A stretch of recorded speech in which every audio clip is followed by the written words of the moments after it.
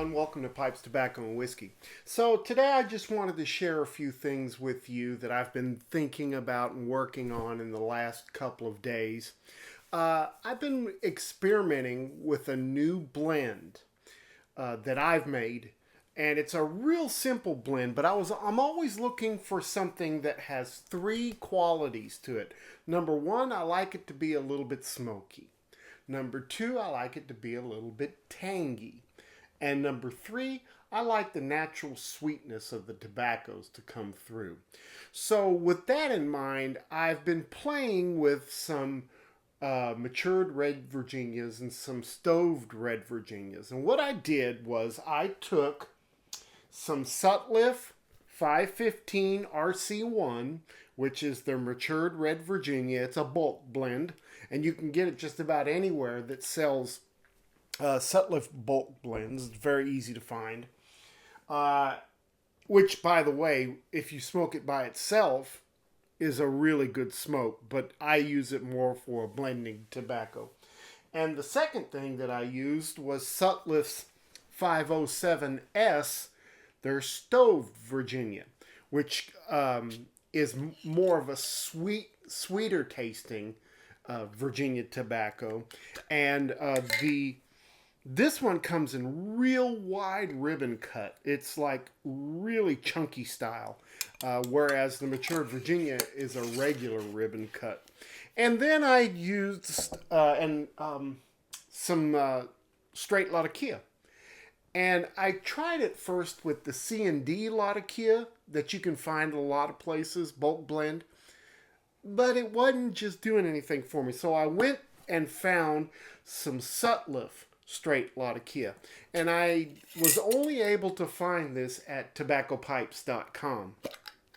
And so I was using all three of those tobaccos and blending them together to kind of find a mixture that I liked.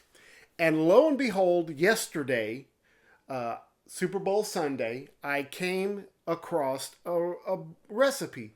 Super easy to make. You take equal parts of each one of those. I'm probably going to add some other ingredient in there, maybe like a straight burley or something that kind of tones it and melds it together.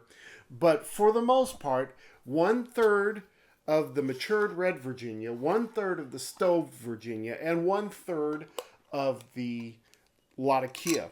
And it comes to a really, really nice blend. I smoked it yesterday, and even before I had, I let it sit and do its thing over a couple of weeks, it was really tasty. So I wanted to share that with you guys because I think that's something that maybe a lot of Kia smokers that want a little sweetness and Virginia smokers that want something with a little bit of depth to it. This might be something you're interested in. Give it a try. And if you have any recommendations, make sure that you share those with me because I want to tweak this. Now, I am not a fantastic home blender. Usually what I'll do is I'll take already existing blends and maybe tweak it here and there a little bit for something that I want. But this one is actually just something I came up with. So I thought maybe you guys might like that. Now, I had a viewer, Austin Edwards, that shared something with me. He watched one of our episodes that we were talking about how to dry tobaccos if they're too moist. And he told me that he uses a Reptile UVA heating lamp. It's a lamp that clamps onto a desk or whatever, and you can adjust it. It's got kind of like a snake adjuster where you can move the head just about anywhere. And he uses that to dry out some of his tobaccos. And I thought that's a wonderful idea. $17 on Amazon. I'm going to post the link in the description so that you can take a look at it as well. And I'm going to get one and I'm going to try it. I'd like to see for like blends that need a lot of drying, how much time do you use? And blends that need just a little bit of drying, how much time do you use? I know that there's some aromatics that I've always tried to dry out that never seem to dry out. And so maybe this is the trick. I don't know, but I'm going to try it. Thank you, Austin, for that suggestion. I'm going to, like I said, I'm going to put that in the description for you guys to take a look at. Uh, who knows? It might work for you. All right. So last week or the week before, I shared with you guys that I had purchased a Morta pipe. It was a Vulcan Morta pipe. And I bought it from an online store in Italy. Some of you may know it. It's lepipe, which is Lepipe, and the .it for the website. They sent it to me, and it got here super quick.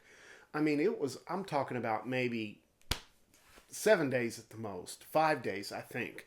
And I smoked it, and it's a great smoking pipe. It's kind of a canted apple or a canted it's really not a Dublin. It might be a Dublin, but it kind of looks like an apple a little bit.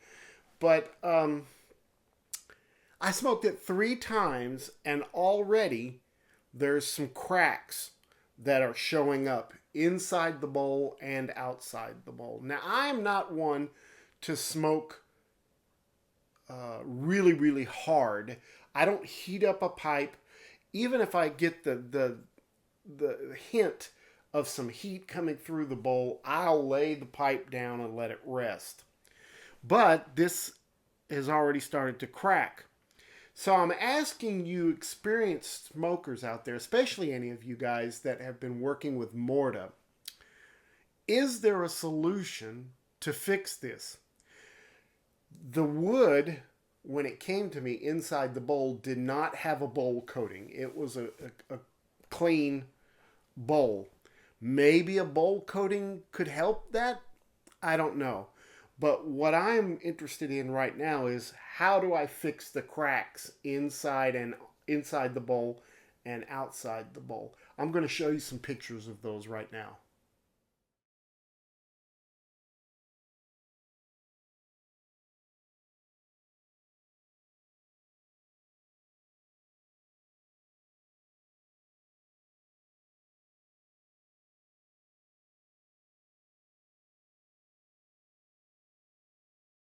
Yeah, any suggestions that you may have is going to be very helpful. Now, I will say this. I contacted, his name is Antonio, with Le Pipe, and they were very helpful and very cooperative in working with me. Basically, I told him the problem. He said, please send me some pictures. I sent him some pictures, and within an hour, he emailed me back and said, hey, pick another pipe out of our selection. We'll credit what you paid for this one to that pipe. And if it costs more, you can pay the difference. And I thought, that's pretty fair. And I asked him, hey, okay, do you need me to, I'll ship this one back to you. He said, no, no, no, no, no. You keep that.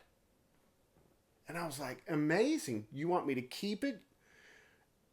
So if it's repairable, that means I'm going to have 2 pipes from them for the cost of 1. And I was just impressed at the customer service that they were. I mean, he went out of his way to make sure that I was happy. So I've got another Morta pipe coming. One with more wood on it, wider dimensions, a little heavier pipe. And I'm wondering, I hope that the same thing doesn't happen to this one. Maybe if I put a bowl coating in it, would that help? I don't know. So I'm going to ask some of my pipe carver buddies and see what they say about doing that. But guys, check them out. lepipe.it. Lepipe. That's their website. Huge selection of pipes and quick service. And if there's a problem, They make it right. I was very, very pleased with working with them. All right. Don't forget about our tobacco tasters coming up. It's on February 28th, and we're going to do Cornell and Deal's Sunday Picnic. Now, I want to go ahead and share with you the one we're going to do in March, because I got a lot of requests for this particular tobacco.